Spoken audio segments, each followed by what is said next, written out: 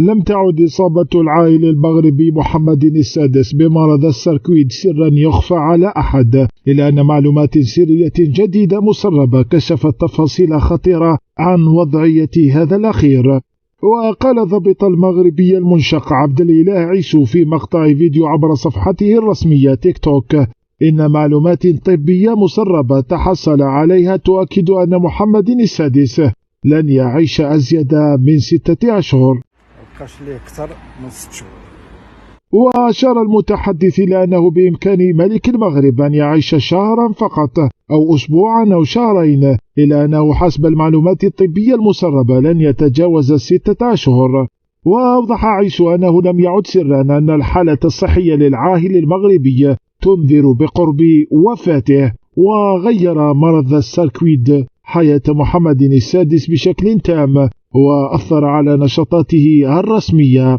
وتوقف الملك المغربي عن السفر إلا في حالات نادرة أغلبها رحلات استجمام وسياحة. وتم تشخيص إصابة محمد السادس بالساركويد سنة 2018 ليخضع بعدها إلى عمليات جراحية متعددة.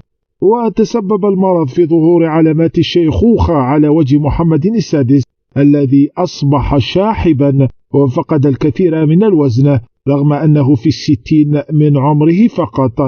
ويعتبر الساركويد مرض مناعي تتكون لدى المصاب به مجموعات غير طبيعية من الخلايا الالتهابية في العديد من أجهزة الجسم.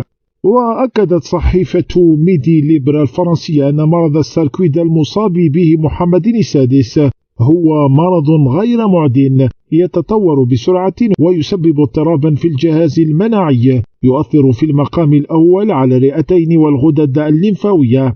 وأوضحت الصحيفة أن هذه الحالة المرضية غير المعدية تتطور بسرعة وبالتالي تتطلب مراقبة خاصة بما يسببه من آلام في الجهاز التنفسي وفقدان الوزن والتعب.